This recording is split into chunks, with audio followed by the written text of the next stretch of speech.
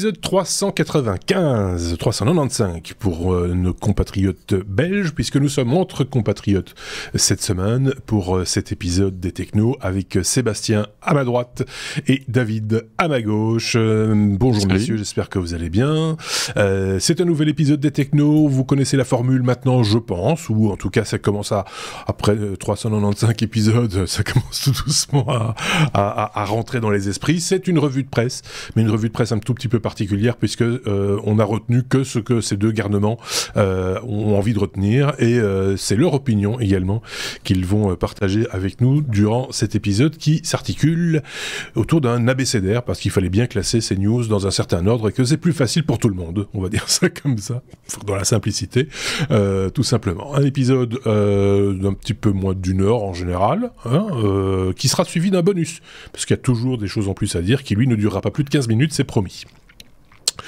Qu'est-ce que je voulais encore rajouter ? Le laïus habituel, peut-être, hein ? Amen. Les pouces, les étoiles, les commentaires, toujours bienvenus, évidemment. N'hésitez pas à en faire. Vous étiez nombreux la semaine dernière à nous laisser quelques commentaires sur tout ce que vous voulez, hein, sur les plateformes que vous voulez, YouTube, les plateformes de podcast, notre site, lestechno.be ou via les réseaux sociaux. Vous êtes évidemment les bienvenus. Tu voulais rajouter un truc, Sébastien ? Ouais, sur les commentaires, tu le sens bien, tu vois, t'as l'intuition. C'est qu'effectivement, je vais en profiter pour remercier deux qui je n'ai pas pu répondre. Ça a été une semaine assez chaotique. Oui. Et donc, cette fois-ci, pour me souvenir des noms, j'ai été les chercher. Donc, t'as Eric, qui effectivement n'est pas barbu, mais est assez d'accord sur les sujets sur les développeurs russes qu'on avait cités la semaine passée. Et Nikumok qui m'appelle Pierre, mais donc je n'ai pas retenu, mais c'est écrit. Ouais, voilà. Moi je pense qu'il l'a fait exprès. Hein. Je pense. Voilà. Et donc voilà. Il fait de la moto, donc comme quoi il pourra regarder maintenant nos épisodes en moto. Ce serait cool. Oui. Ou les écouter. C'est plus prudent. C'est plus prudent. Ouais. Est-ce qu'il y a des choses à rajouter pour votre défense avant de commencer ? Vous n'avez pas eu le temps de préparer ? Vous êtes fatigué ? Oui. Tout ça, évidemment. Mais voilà. C'est l'instant de détente pour tout le monde. On l'espère pour vous qui nous écoutez aussi.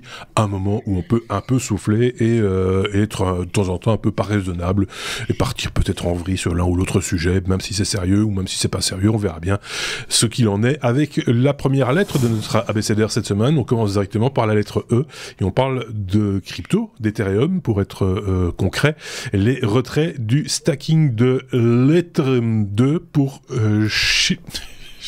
Chapella.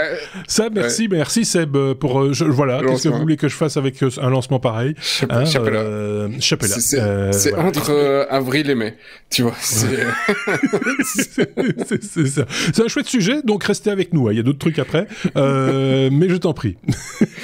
Donc ça me fait presque penser à David, parce que Chapella, si tu vois, lui, c'était pas loin d'un pseudo qu'il a longuement utilisé. Oui, effectivement.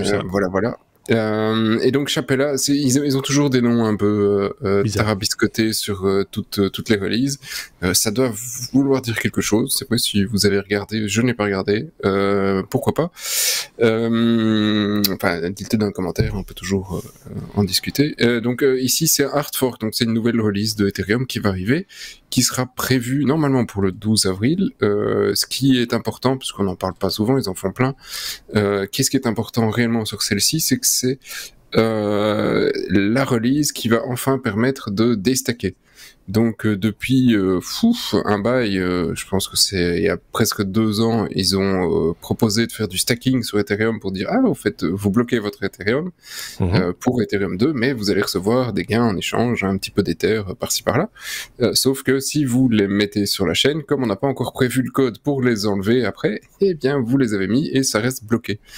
Et donc maintenant ils ont fait le code pour pouvoir les débloquer. Donc c'est prévu pour le 12 avril à je sais plus quelle heure exactement, à 10h27 UTC après-midi. C'est précis. C'est précis. Ils ont décidé de ça sur le base comme pour le nom en fait. Ouais, mais c'est statistique parce que c'est sur le bloc Maintenant, même passé sur Epoch 194 1048. Donc voilà, c'est prévu à cette heure-là. Voilà. Et alors, c'était prévu à la base sur la release précédente, sauf que il n'y avait pas suffisamment de validateurs qui avaient encore mis à jour, et donc ils se sont dit non, finalement, ce sera quand même pour la suivante. Et ici, on y croit, tout le monde doit le faire. On ne sait jamais, on peut toujours avoir un petit revirement. Ça représente quoi, ce qui est stacké sur Ethereum? Ça représente quand même pas mal de brousouf aujourd'hui. Il y a 17,8 millions d'Ethers bloqués. Ça signifie quand même un prix de plus de 1700 $, équivalent 31 milliards de dollars qui sont aujourd'hui de l'argent qui est totalement bloqué sur la chaîne. Alors évidemment, si demain tu débloques les 31 milliards et que tout le monde se dit c'est chouette, j'enlève mes milliards, il va y avoir un gros problème sur Ethereum et probablement que la scène crypto sera à feu et à sang. Oui. Et donc ils ont prévu effectivement qu'il y ait qu'un certain nombre d'Ethers qui puissent être libérés au fur et à mesure, donc à chaque bloc ils pourront dire alors le néophyte que je suis, c'est un peu comme des bonus en gros, c'est ça, que tu aurais reçu. Des intérêts si tu préfères, quoi. C'est ça, voilà. Donc tu capitalises sur les intérêts, mais tu peux pas les récupérer par contre. Oui, mais alors c'est pas... Et la définition est un petit peu tricky, parce que si tu considères que la définition c'est un capital et tu reçois des intérêts, alors ça tombe sous le coup de certaines lois aux États-Unis. Là, c'est les emmerdes. Alors ici, c'est des bonus. D'accord. Tu as reçu des bonus. Voilà. Voilà, c'est pas réellement des intérêts. Mais techniquement, ça ressemble quand même très fort à des intérêts. Soyons transparents là-dessus, quoi. C'était une solution fiscale pour éviter que les gens se fassent taxer, quoi, en gros. Ouais, on invente un nouveau monde, hein, donc voilà, c'est ça, de nouveaux mots et de nouvelles choses. Ouais. Chapella, voilà. Chapella. Moi j'aime bien les chats. Ah ben voilà. Tu vois, c'est ton nouveau pseudo. C'est voilà, c'est pour faire Chapella. Chapella, voilà. Avec un C. Avec un C. Non. Avec un non, CH. Oui, Chapella, oui. Non, CH. Je suis déjà fatigué. Mais si... 7 minutes 13 de podcast, je suis mort. Je suis épuisé. Ça commence fort. Je sais pas là. Voilà. Passons peut-être à la suite, tout simplement. La lettre H, pour passer la parole à David et de parler de Acadé. Tous les Acadés, toutes les Acadiennes. Bref. C'est du même niveau. Hein. Avec un H ici. Avec un H ici. Il y avait un Acadé à Berlin. Tu veux nous en faire un petit résumé, David ? Oui, donc Acadé Berlin, c'est un événement qui était dédié aux passionnés de technologie et aux bricoleurs. D'ailleurs, je pense qu'assez régulièrement, je parle d'articles qui ont été publiés sur le site Acadé. Et donc, cet événement à Berlin qui a eu lieu en courant début de semaine a eu un grand succès. Et les participants ont proposé pas mal de projets assez intéressants. Il y avait des discussions qui montre évidemment une certaine ingéniosité. Pour donner quelques exemples de projets, il y avait un synthétiseur modulaire à faire soi-même, un drone sous-marin, un dispositif de surveillance de l'air, un robot humanoïde. Il y a également eu une discussion qui a parlé des instruments de musique dans Star Trek. Ouais. Il y a eu pas mal de discussions sur de reverse engineering, donc c'est de pouvoir, en français, comment on appelle ça, ingénierie inverse, un truc comme ça. Oui, c'est ça. Enfin, oui. J'imagine sur différentes choses. Donc, dont un truc qui était assez marrant, c'est de pouvoir faire du reverse engineering sur son lave-vaisselle IoT pour l'intégrer à son réseau domotique. Maintenant, je ne sais pas comment le lave-vaisselle va pouvoir faire pour mettre la vaisselle lui-même à l'intérieur. Non, ça non, je pense pas. T'as plus de chance en demandant au chat. Oui.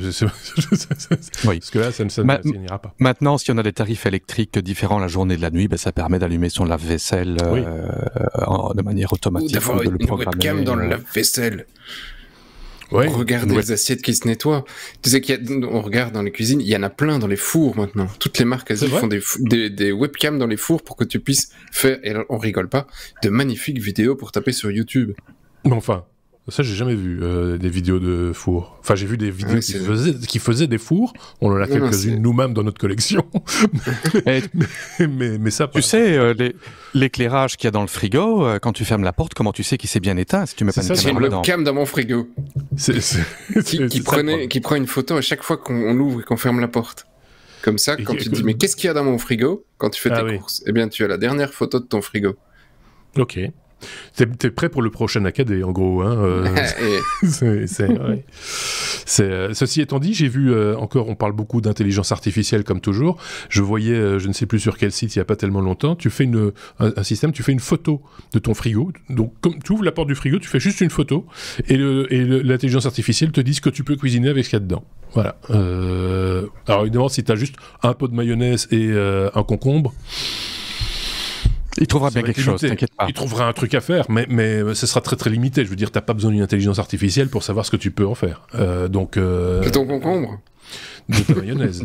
Ouais. Mais enfin voilà, c'était un exemple. Je ferme la parenthèse intelligence artificielle. Je pense qu'on aura l'occasion de la rouvrir plus tard.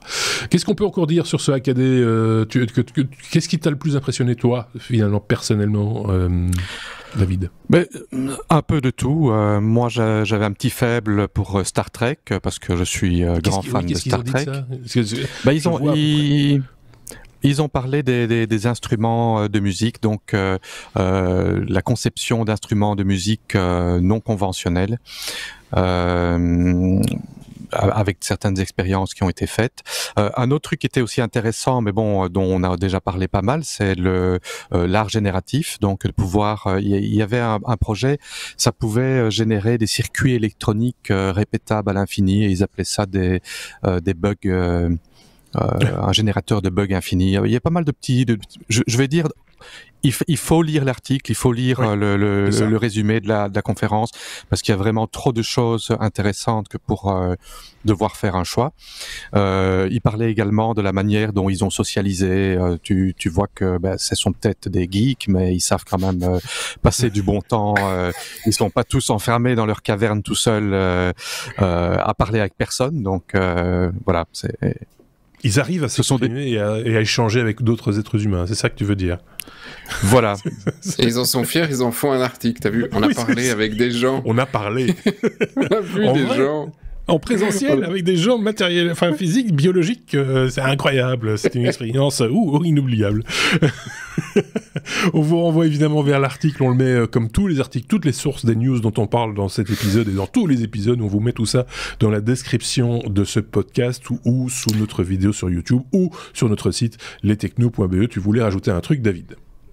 Non, c'était pas David. Non, j'ai un truc. Oui, David, est-ce que tu as vu dans les propositions de hack un paintball avec un petit peu d'intelligence artificielle pour suivre le gars et lui balancer des trucs, des patates? Parce que ça, je mettrais bien chez moi. Non, ça j'ai pas vu. Ah voilà, bon. Ah, hésite alors. Faut chercher ça. Mais pourquoi balancer des patates? Oui, des billes. Mais bon, des billes. Des paintball. C'est oui. Sinon, t'as un site sur le paintball. J'ai compris pinball. Non, pas non. Ah oui, mais donc une tourette automatisée avec une caméra pour viser les intrus, leur balancer c'est ça. Voilà, des trucs dessus. Une tourelle de char, quoi, en gros, c'est ce que tu cherches. C'est ça. Mais automatique. Automatique. Oui, parce que tant qu'à faire. Tu t'installes ça quoi dans ton jardin, c'est ça? L'idée, c'est... Mon entrée. Ton entrée, d'accord, ok. Mais ça, je peux peut-être te bricoler un truc. Ah, voilà. Ouais. vite fait bien. On peut vite faire un... je suis doublement... Enfin, voilà, j'en peux plus. Déjà, je suis mouru. On a fini avec ce sujet ou pas? Oui. C'est facadé. Non, je suis fou. Chaque année. La lettre I comme tiens, voilà, IA.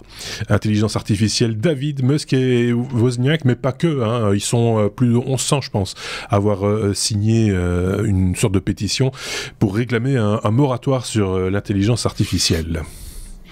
C'est bien ça. Donc, les deux noms les plus connus, c'est Elon Musk et Steve Wozniak. Le premier peut être un peu exubérant, mais le deuxième est quand même quelqu'un de beaucoup plus sérieux. Donc voilà. Donc il propose un moratoire de 6 mois sur le développement et l'adoption en masse de l'intelligence artificielle, parce qu'ils estiment en fait que c'est nécessaire de faire une pause pour examiner les risques potentiels et les implications éthiques de l'intelligence artificielle. Il voudrait mettre en place des débats publics pour avoir des discussions avec des experts, des conférences pour évaluer les impacts de l'intelligence artificielle sur la société et envisager des régulations appropriées. Donc, comme tu disais, il y a de nombreux chercheurs qui apparemment soutiennent cette pétition. Bon, moi personnellement, j'ai pas mal joué avec les produits de OpenAI ces derniers temps, pour ne pas répéter le nom dont on parle de trop. Et c'est vrai que bon, il y a d'une côté la peur qui était un petit peu la mienne, qu'on atteigne un point technologique où on arrive à pas une intelligence, mais une conscience artificielle. Mais ayant été un peu plus loin dans les détails du truc, je pense qu'on en est encore assez loin. Mais par contre, il y a vraiment beaucoup d'implications, beaucoup d'utilisations qui peuvent être dangereuses. Les systèmes de sécurité qui ont été mis en place sont très facilement évitables, avec des contournables. Et voilà, donc je pense que ce n'est pas une mauvaise chose de donner 6 mois de réflexion. Maintenant, bon, je suis certain que ça ne va pas empêcher les sociétés de continuer leur développement. D'ailleurs, les nouvelles versions sont déjà en cours de développement. On annonce déjà une nouvelle version au mois de septembre et l'an prochain la version 5. Mais je pense qu'il est temps de prendre un peu de recul et d'examiner tout ça, parce que c'est quelque chose qui va... je pense avoir un gros impact sur tout le monde et pas que sur les gens qui sont tech. Oh non, je pense que c'est justement ceux qui le sont le moins qui seront plus vite impactés, j'ai presque l'impression. Je voyais il y a eu un sondage sur 1000 entreprises aux États-Unis. 25% d'entre elles ont déjà commencé à licencier du personnel au profit de produits de chez OpenAI. Alors on dit s'ils n'ont pas viré tout le monde encore, mais ça veut dire quand même que à ce stade-ci, pas encore finalisé, encore en recherche, encore en développement, ça a déjà un impact. Alors imaginez, justement, on parle de 6 mois, on est un petit peu sur cette échelle-là pour l'instant en termes de vitesse de développement. Hein. Donc dans 6 mois, imaginez la puissance qu'auront ces outils. Et voilà, moi je pense que la machine, enfin on en a parlé il y a 2 semaines, on avait fait même une petite intro avec Sébastien justement, un peu pour illustrer la façon dont on abordait cette question justement chez les technos, mais je pense que la société n'est pas prête. Je sais même pas si elle le sera un jour, et donc voilà, il va falloir faire bouger des lignes pour faire en sorte que effectivement on ne fasse pas tout et n'importe quoi, et que ce soit encore l'humain qui soit à la manœuvre dans les entreprises, dans la vie de tous les jours, etc. Qu'en pense Sébastien? Je te passe la parole, Sébastien. Ouais, j'ai l'impression, si on reprend juste d'un point de vue technologique et remplacement et budgétaire et compagnie dans les sociétés, sur ton article, qu'on est un peu comme le début du cloud où, tu vois, chaque année t'as un buzzword, donc un mot magique à toutes les sauces. Cette année, y a pas de doute, c'est l'IA. Et en général, après, t'as beaucoup de boîtes qui en profitent pour vendre plein de trucs à leur sauce. Avec, t'as vu, nous on fait de l'IA. Et puis, si tu vas chercher de l'argent, si tu es un investisseur, si tu fais pas de l'IA, bah t'auras pas un mal. Donc cette année, c'est l'IA. Et avant, c'était le cloud. Et quand tu vois certains trucs, et on en reparlera dans le bonus. Il y a eu un petit intermédiaire, c'est le métaverse. Ouais, et ça a bien marché. C'est vraiment impressionnant. Et on voit à quelle vitesse ceux qui ont commencé à investir, dont ils ont licencié tout le monde, dont Facebook, ils ont licencié tout le monde pour s'orienter vers l'intelligence artificielle. Je pense que le buzzword, il va durer longtemps et il va nous impacter longtemps, jusqu'au moment où ce sera plus un buzzword et où on n'aura plus le droit de citer, de toute façon. Tu vois, je sais pas, et l'année prochaine, ce sera peut-être un méca ou tu vois, t'en sais rien. C'est début d'année en général que tu as la tendance, et on est début d'année, c'est commencé janvier, février. Oui, mais je suis d'accord avec toi, c'est le buzzword du moment, comme il y en a eu plein par ailleurs auparavant, mais c'est quand même le premier qui déjà impacte la société aujourd'hui. Ce sont des faits, c'est factuel, c'est pas juste... oui, mais le cloud aussi, mais 5 ans après, il y a des trucs pour lesquels t'en reviens, et on n'a pas perdu tous ces gars, enfin, je sais pas, enfin, je suis dubitatif. Alors après, sur le moratoire, ouais, je pense que c'est quand même un peu... du flanc. Oui et non, parce que marquer une pause pour réfléchir, ce n'est jamais... Mais qui va marquer une pause? Tu fais un moratoire, tu dis, allez, on va tous gentiment faire une pause. Tu te doutes qu'il y a certaines entreprises qui sont dedans, vont pas licencier leurs gars pendant 6 mois. Celles qui ont du retard, vont pas s'empêcher de récupérer leur retard. Et puis, éventuellement, ils font un moratoire aux États-Unis, ok, peut-être. En Europe, éventuellement, mais comme on s'en fout, en Europe, on est loin de tout. Et alors, tu vas demander aux Chinois ou aux Russes de ne pas en développer? Je rigole, hein. Oui, enfin, moi, quand tu parles des Russes, je rigole aussi, parce que ils déposent moins de brevets que le Luxembourg. Les Russes, c'est clair que niveau GPU et puissance de calcul, ça va être chaud, mais jamais sous-estimer le développeur de l'Est. En général, ce sont de très bons mathématiciens. Oui, mais pour l'instant, ils sont plus là. Enfin bref, je pense que, enfin voilà, c'est chacun jugera, mais je voyais un de nos confrères podcasteurs, Bruno Guglielminetti au Québec, qui avait partagé une photo d'une manifestation début des années 80, une manifestation d'enseignants qui manifestaient, tenez-vous bien, contre l'usage de la machine à calculer pendant les cours de mathématiques. Aujourd'hui, l'application ChatGPT, pour ne pas la nommer, est encore en phase bêta, machin, etc. Certaines écoles l'introduisent déjà en disant « ce serait bien que les jeunes sachent comment s'en servir ».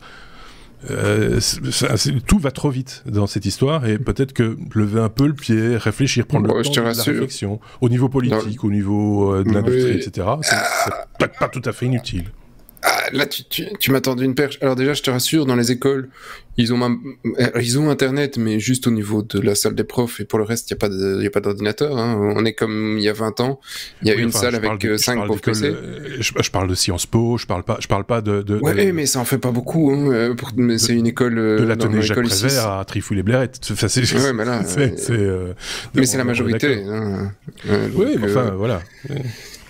Et sur la récupération politique, on a mis pas sur Twitter, mais sur Mastodon, une news cette semaine sur un de nos chers politiciens belges, que je ne citerai pas, j'ai pas envie du keyword,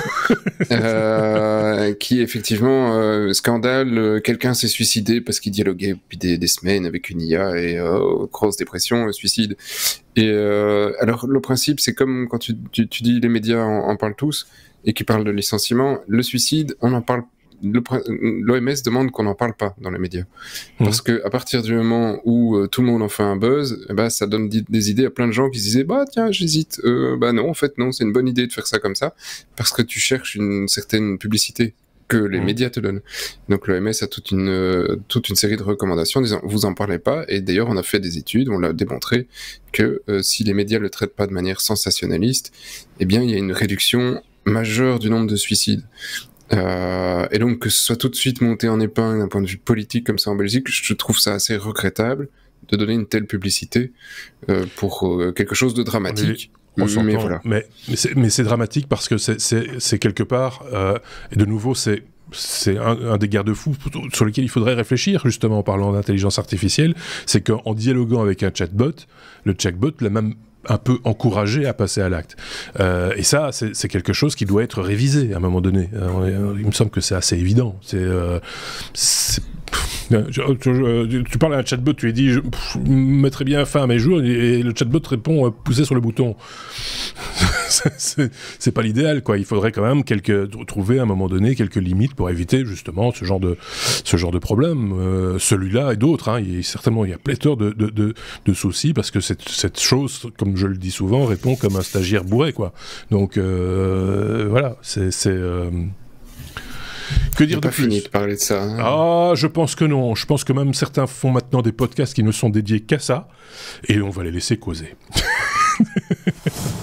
La lettre L comme Linux, parce qu'il n'y a pas que ça dans la vie, hein. Il y a encore des gens qui tapent avec leurs petits doigts sur des claviers pour faire du code, etc. Seb, on parle d'une nouvelle de distribution Ubuntu. Je veux dire, c'est comme ça. C'est de ça dont il s'agit. Non, même pas. Okay. Même pas. Non, alors là, ça c'est le titre, hein, Ubuntu OTA1 Focal. Oui. Ah, ça rigole pas, c'est de la balle. Donc ça, pour ceux qui n'ont pas l'image, ça c'est le titre. Hein. Alors Ubuntu OTA1 Focal, c'est quoi ?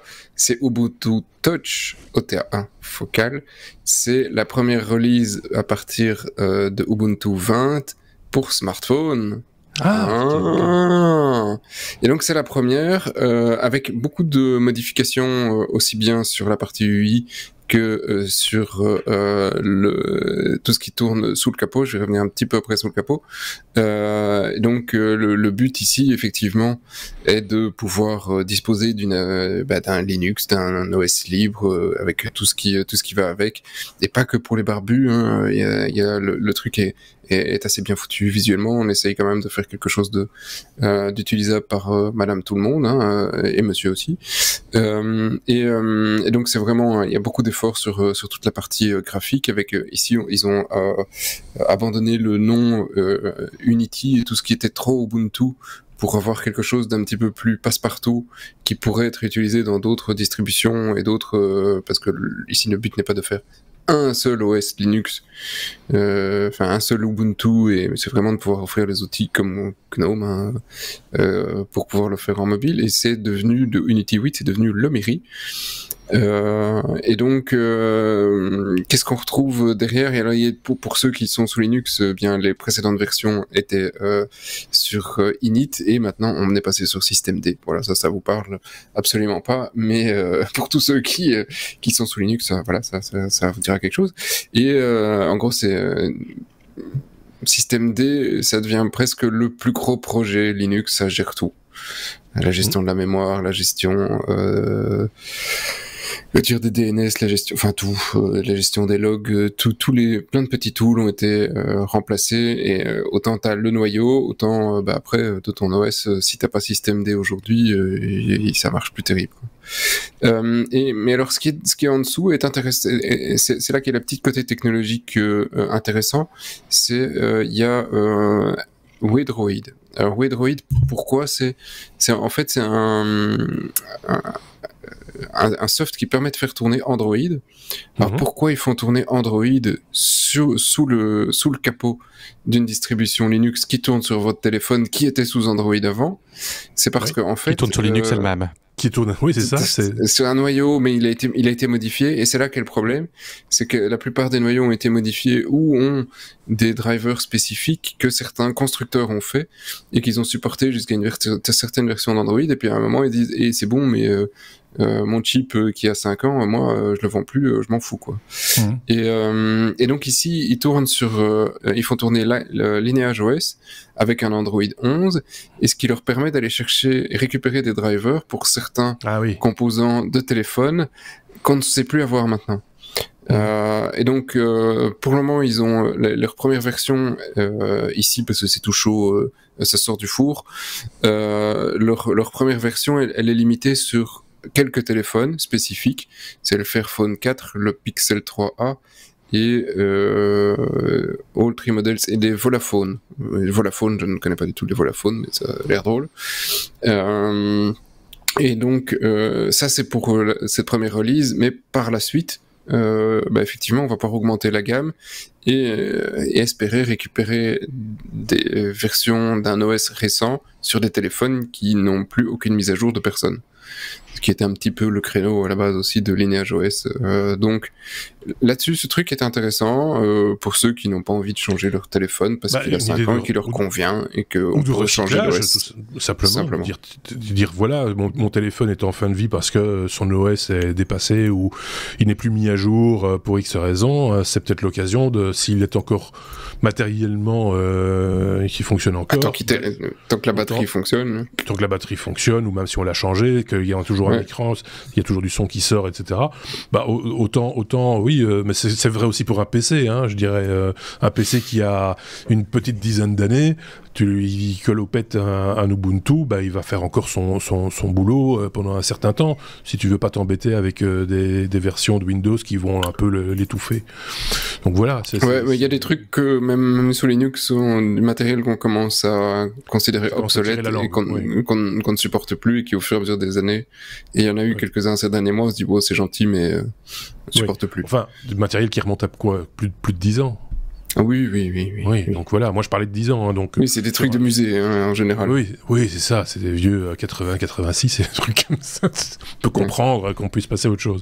Mais non, mais voilà, moi je trouve ça plutôt pas mal de pouvoir se dire qu'on a cette possibilité de donner une seconde vie à un appareil. Bon, on n'y est pas encore ici, mais c'est la base, c'est le concept, c'est ce qu'ils essayent de faire.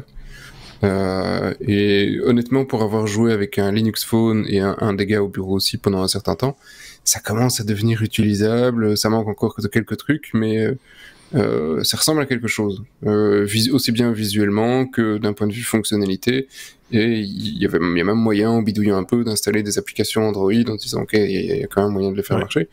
Donc voilà, et je dirais encore peut-être un an et on pourra commencer à avoir peut-être ça de manière utilisable 24/24, ce qui aujourd'hui quand même encore un peu, il faut le vouloir quoi. Pour faire tourner une application Android, tu importes, sans entrer dans les détails, mais tu récupères l'APK comme on le fait d'habitude et puis tu fais tourner les émulateurs. Hein, voilà, c'est ça via un émulateur. Ok.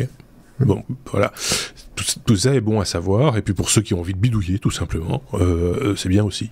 Parce qu'on peut avoir envie de bidouiller, on peut avoir envie d'avoir un appareil qui ne parle pas avec monsieur Google, ou monsieur Alphabet ou monsieur Apple, c'est un droit aussi, donc voilà. Je sais pas ce qu'en pense David, avant qu'on passe à la suite.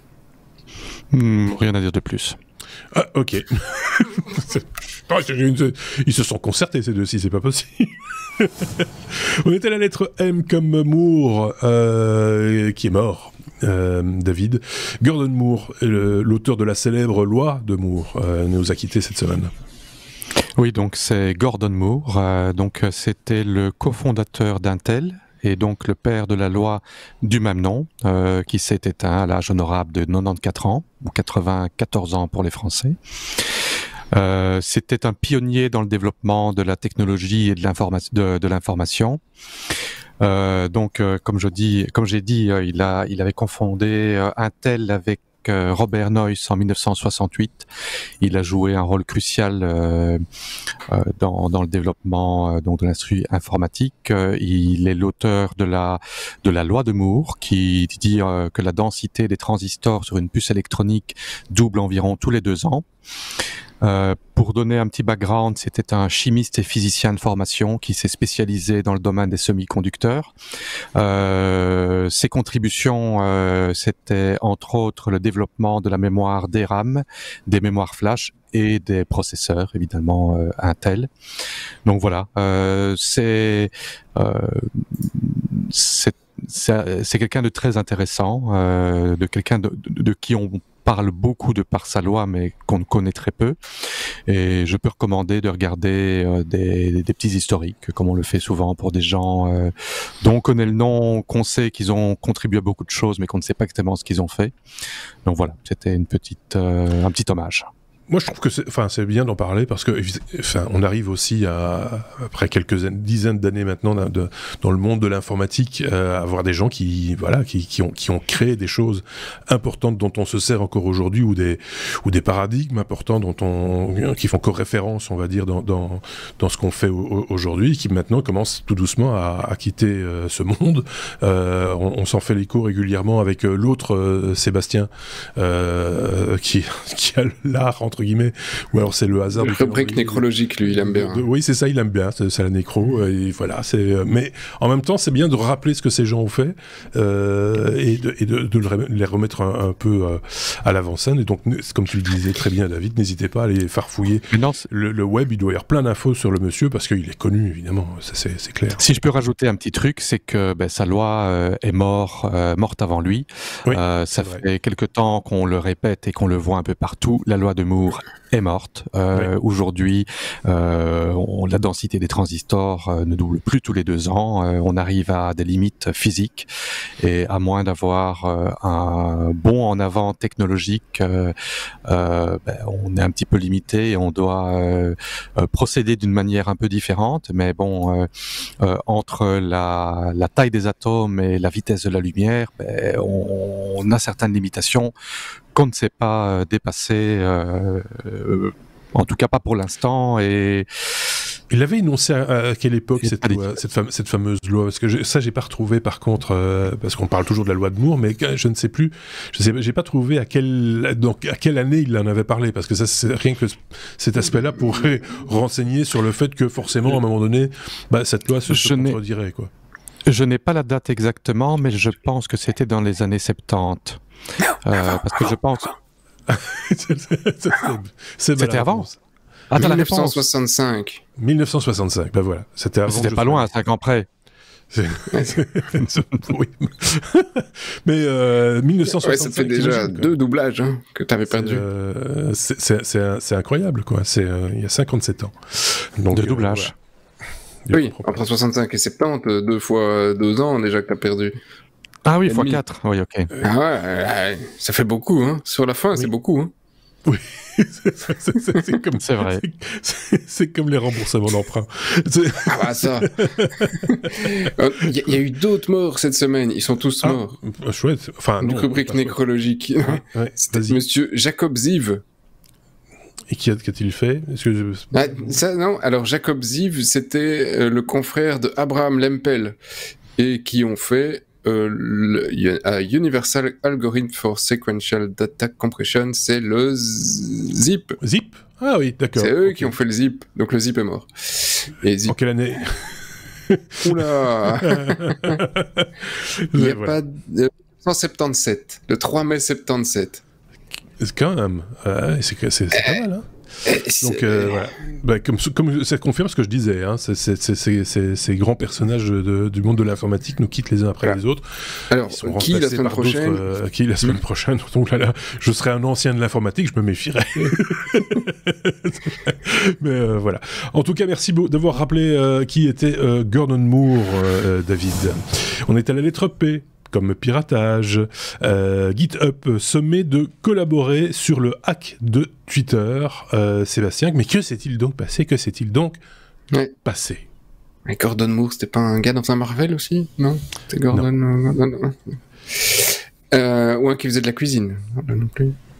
Non, c'est Ramsey. Ramsey, c'est ça, ouais. Twitter... Elon Musk, hop là, on retourne à celui-là. Encore à celui-là. Fais des phrases, sujet, verbe, complément, parce que là, pour l'instant, juste... Fâché, procès gagné et GitHub perdu. Alors, donc, notre cher Elon Musk a découvert il y a quelques jours que, tiens, mais mon code source, il est partout sur GitHub, et donc, ils ont envoyé une petite lettre à GitHub, un DMCA request, le fameux truc que tu n'aimes pas recevoir en tant que société. Ça te dit, il y a un piratage, tu dois tout couper. Et donc, ils ont reçu ce petit document en disant à GitHub, c'est notre code source, il faut l'enlever.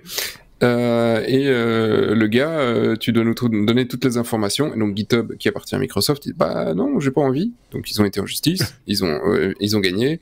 Et non seulement GitHub doit donner toutes les informations, mais Twitter demande tous les logs qui leur permettraient de savoir qui a posté, consulté, copié, téléchargé le code de Twitter. Donc si tu as juste été regarder le code source et que tu étais connecté sur GitHub, GitHub va devoir te donner et dire que David a été voir le code source de Twitter s'il avait été voir sur GitHub. Donc rien que le consulter, il risque de vouloir prendre des actions. Alors je vois pas qu'a priori c'était que sur GitHub. Le fait d'ouvrir une page sur GitHub parce qu'il y a le code source de Twitter, tu ne sais pas au moment où tu l'ouvres que c'est une infraction. Faut pas demander ce qu'il y a dedans. Oui, David. Est-ce que ça a un rapport avec la nouvelle que Microsoft a viré toute l'équipe indienne de GitHub? Non, alors, non, mais c'est une vraie nouvelle, ça. Non. C'est vrai, Oui, c'est aussi une vraie nouvelle. On ne fait que des vraies nouvelles, David. On ne les invente pas, contrairement à d'autres. Donc voilà. Oui. Non. Et donc, ce qui est amusant, parce qu'effectivement, tu dis ah oui, mais qu'est-ce qu'on va trouver dedans? Et c'est là que c'est drôle, c'est que il y a un peu plus d'un mois, Elon Musk annonçait sur Twitter, oh mais on va publier en open source le code de Twitter la semaine prochaine. Bon, c'était que courant du mois de février. On est quand même largement passé la semaine. On n'a toujours rien vu venir. Je suppose que ça arrivera en même temps que la conduite autonome sur la Tesla. J'ai rien dit. C'est quelqu'un qui a dit ça, mais j'ai pas dit ça. Non. Donc, ils ont... Alors, GitHub collabore, mais en même temps, ils traînent un peu la patte. Hein, donc, ils essayent de donner le moins d'informations possible. Et en même temps, parce que Twitter leur a demandé, tu dois enlever les codes sources, mais si quelqu'un l'a copié ou fait quoi que ce soit sur GitHub, tu dois aller l'enlever aussi.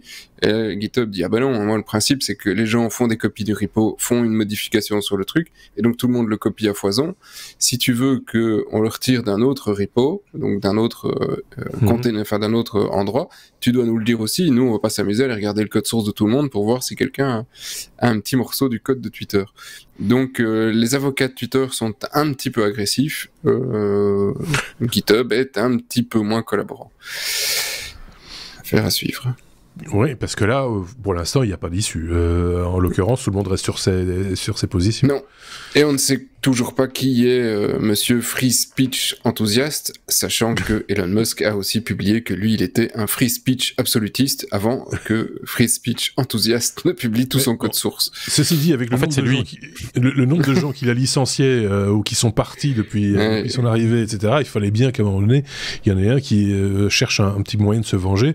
En même temps, je trouve que c'est assez logique qu'il y ait des garde-fous dans la position de GitHub pour blinder leur position, mais aussi blinder les droits des ayants droit de certains codes.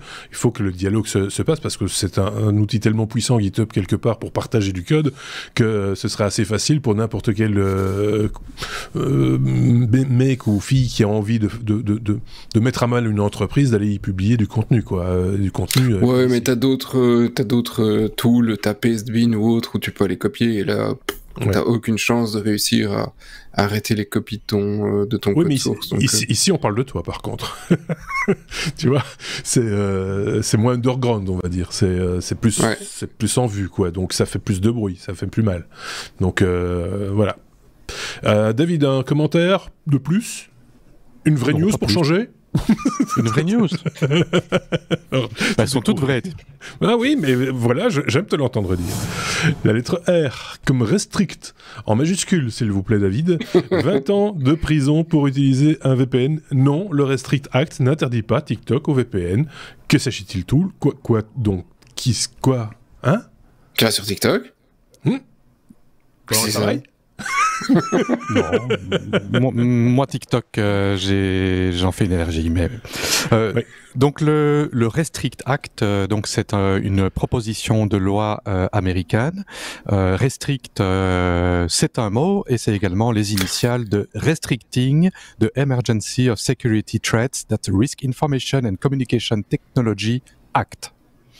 Donc c'est comment dire, c'est un acte pour la restriction. Pour la restriction de l'émergence des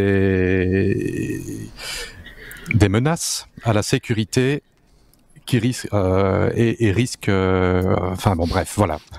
Je me comprends. Je me comprends. Tant mieux. Désolé. Ce serait dommage de ne pas comprendre. Donc voilà, c'est un projet de loi. Pour ne pas expliquer le nom, c'est un projet de loi qui vise donc à protéger la sécurité nationale des États-Unis en se concentrant sur des produits et services de technologie, de l'information et de la communication. On a parlé de TikTok et on a fait courir la rumeur que les gens qui utiliseraient TikTok pourraient, via un VPN, pourraient prendre 20 ans de prison. Ce n'est pas exactement ça en dessous du capot. La législation ne veut pas cibler les utilisateurs ordinaires, mais plutôt cibler les sociétés et les pays qui voudraient contourner des restrictions, des sanctions économiques. Il propose en effet une sanction de prison qui peut aller jusqu'à 20 ans dans toute personne impliquée et jusqu'à $250 000 d'amende. Par contre, là où ça fait de remous également, c'est dans le domaine de la crypto-monnaie parce que beaucoup de personnes dans cet univers y voient la porte d'entrée pour les États-Unis interdire ou contrôler de manière très agressive les crypto-monnaies. Parce que la loi qui est, c'est un projet de loi, ça n'a pas encore été voté, mais apparemment ça avance très bien parce qu'il y a déjà plus de 400 représentants du gouvernement américain qui ont signé ce projet de loi. Ça pourrait ouvrir la porte donc à pouvoir punir toute personne qui serait impliquée dans une transaction financière avec une entité sanctionnée. L'utilisation d'applications, maintenant ça pourrait être une application qui est un cold wallet ou un service financier interdit. Également d'utiliser des applications ou des services dans des pays entre guillemets interdits par les États-Unis. Donc voilà, a priori l'utilisateur de TikTok qui serait bloqué potentiellement aux États-Unis ne se retrouvera pas en prison pour avoir utilisé un VPN pour l'utiliser. Mais, 3 petits points, il y a quand même beaucoup de choses qui pourraient mal tourner. C'est une conclusion, effectivement. Si le sujet vous intéresse, parce que c'est fouillé quand même, hein, tu nous as mis 3 sources, ça vaut quand même la peine, si le sujet vous intéresse vraiment, d'aller piocher dans nos sources, dans la description de cet épisode, ou sous la vidéo sur YouTube, évidemment, comme toujours, ou sur notre site internet, lestechno.be. Est-ce que, Sébastien, tu avais un truc à rajouter sur sur ce restrict? Strict. Oui, ça voulait dire quoi? Non merci. Donc voilà, c'est non seulement c'est un mot, mais en plus c'est un acronyme. Donc voilà, qui veut dire la même chose. Les mecs, ils ont quand même dû passer un temps pour se dire. En fait, c'est ça. Comme acronyme. C'est un métier. C'est un métier. Ou c'est une IA. C'est une IA. Ou c'est une. Peut-être que maintenant il y a des IA qui font ce genre de travail, effectivement. Des iacronymes. Des iacronymes, effectivement. Je sais pas. Donc des chacronymes. Ou des chacronymes. Ouais. Oh, on va encore parler de Twitter, chouette. Pour une fois, tu vois. T'es comme Twitter, encore, Seb. Twitter, alors que Seb, c'est peut-être celui d'entre nous qui est le moins souvent sur Twitter. Hein. Jamais. Je reçois 500 notifs par jour et ça m'emmerde. Voilà, il est plus souvent sur Mastodon, c'est vous dire, que sur Twitter. Donc, oui, voilà. J'ai même pas le client Mastodon. Et donc, je rappelle que nous partageons notre veille technologique également sur Mastodon. Pour le bot, c'est 100 € et en entreprise, ce ne sera rien. C'est encore une des restrictions, un des tarifs proposés par Elon Musk. Ce sera le rein. Pas rien. Le rein. Le rein. Le rein. C'est mes yeux. R-E-I-N. Le rein. Le rein. Le rein. 100 € pour un rein, c'est pas cher. 100 €, c'est ça. Voilà. Voilà. Voilà, là, c'est bon, avec notre bonne petite accent, je suis sûr qu'on va avoir quelque chose. Ouais, bien sûr, on recrute à mort, là. Recruter. On est mal. C'est la fatigue. C'est complètement. Et donc, on en avait parlé, je me demande si c'était même pas moi, que c'est mort, l'API Twitter gratuite, genre ça coupe demain. Alors, c'est ce qu'ils ont fait, ils l'ont fait, hein, quand ils l'annoncent, ce genre de truc, ils le fait. Et si t'es pas content, t'es pas content, hein, voilà. Et 1 mois et demi plus tard, ils ont quand même un nouveau truc qui est une nouvelle API, qui en fait est la même chose que l'ancienne, mais avec quelques petits trucs en plus. C'est que maintenant, tu mets des petits sous-sous de ta poche sur le petit compte de Elon Musk. Alors, il n'y a plus d'accès gratuit, ça c'est fini. Donc, si tu veux, il y a un accès basique. Alors, l'accès basique, c'est 100 boules par mois. Avec 100 boules par mois, tu vas pouvoir envoyer quelques milliers, 1500 posts par mois, un truc comme ça. Donc, voilà, c'est... par contre, si tu veux effectivement monter, bah là ça commence à chiffrer. Il y a tout n'est pas encore à 100% clair. Tu vas pouvoir faire jusqu'à 10 000 requêtes par mois ou 50 000 posts, mais ça c'est en mode hobby, student. Mais celui-là c'est pas encore sûr. Par contre, si tu veux y aller un petit peu plus franco et que tu es une société, là ça chiffre. Ça c'est 42 000 euros par mois. Ah oui. 42 000 euros pour un accès où effectivement, bah là tu peux gérer. Peut-être que tu pourras faire 2 fois plus de tweets. Non, alors là tu pourras aller de 500 000 à 2 millions de tweets par mois. Mais ça vise les sociétés qui mettent à disposition des outils pour faire du community management et faire du postage différé et etc.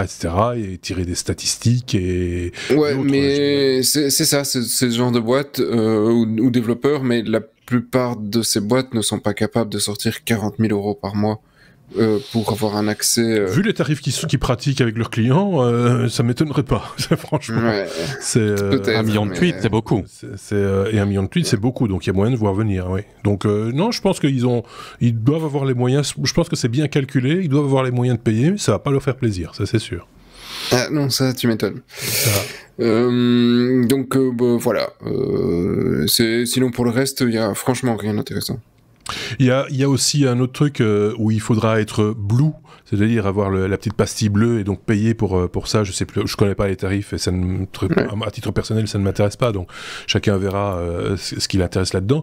Mais par exemple, en tant que si t'es pas blue, tu vas plus pouvoir poster de sondages sur Twitter par exemple ou répondre à des sondages.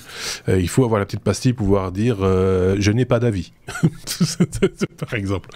Donc voilà, c'est encore une fonctionnalité de moins et un intérêt de moins pour ce réseau social que Elon Musk est en train de tuer à petit feu, hein. Il y a pas photo. C'est comment on gaspille 40 milliards C'est incroyable. Moi je trouve ça fabuleux. Enfin, il faut quand même le vouloir, quoi.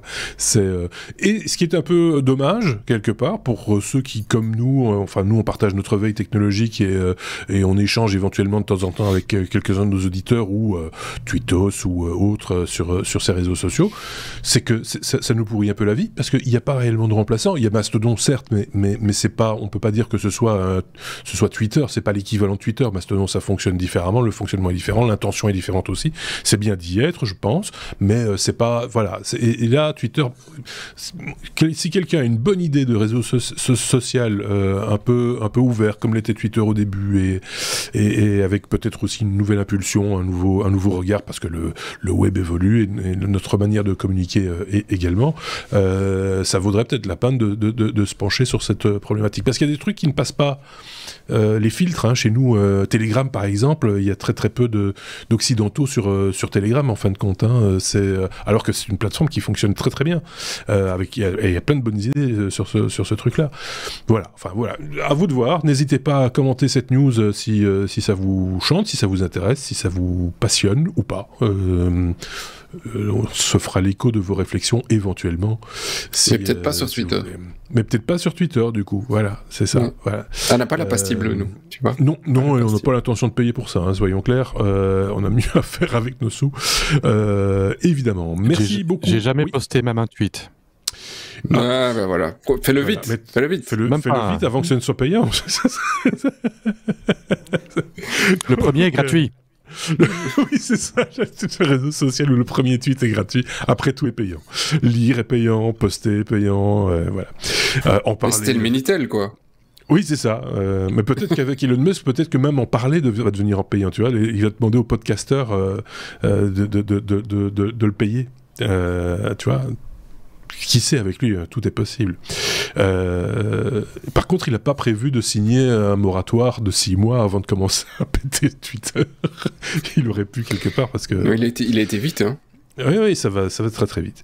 N'hésitez pas sur les réseaux sociaux, dont Twitter évidemment, mais aussi Facebook. N'hésitez pas sur, je sais pas, Mastodon, à mettre des étoiles, à partager, etc. Rentrer en dialogue avec nous, même si tous les chroniqueurs n'y sont pas ou ne sont pas nécessairement hyper actifs sur les réseaux sociaux. En tout cas, moi, je me fais fort dès que j'ai le temps, lire vos messages. Soyons clairs. Oui, Seb. Si je peux, oui, et à ce propos, même si on répond pas toujours, il faut savoir que ça va dans les deux sens. C'est-à-dire que nous, quand on poste nos news pour pouvoir définir nos sujets pour la semaine, on vous les renvoie sur Mastodon, plus sur Twitter, a priori. Si, oui, ça passe encore. Oui, encore. Ouais, ça passe encore. Ouais, c'est bientôt fini. Et dans l'autre sens, c'est-à-dire qu'on récupère aussi vos commentaires et qu'on lit tous. Et donc, mais ça veut pas dire que parce qu'on n'a pas répondu qu'on l'a pas lu. On lit tous les commentaires. Oui. Et effectivement, donc là, quelle que soit la source, c'est réagrégé. On a notre petit truc. Et donc, on lit tous vos commentaires. Pour être très complet, par exemple, les plateformes de podcast, vous pouvez laisser des commentaires, mais c'est pas fait pour dialoguer. Ces plateformes de commentaires-là, c'est juste laisser un petit message. Donc là, on les lit, on acquiesce. On s'en fait l'écho éventuellement dans un épisode, voilà, mais on peut pas vous répondre. Donc c'est un peu ballot, même si c'est toujours bienvenu de dire un petit mot d'encouragement sur Apple Podcast par exemple, ou sur une autre plateforme, ou de mettre des étoiles, comme je le dis souvent. Vous êtes les bienvenus aussi pour ça. Mais on vous lit effectivement, et quand je tombe sur un message sur une plateforme un petit peu exotique à laquelle nous ne sommes pas raccordés, je la copie. Je la partage avec mes petits camarades. C'est important de savoir que t'es lu. Donc voilà, on vous lit. Tout à fait. Donc il fallait le dire. Merci à tous les deux. On va se retrouver bien vite parce qu'il y a encore des choses à dire. Il va y avoir un bonus comme chaque semaine évidemment. Merci de nous avoir suivis. N'hésitez pas, comme toujours, à, je le disais, commenter et partager cet épisode avec vos amis si cet épisode vous a plu, évidemment. À très bientôt. Salut.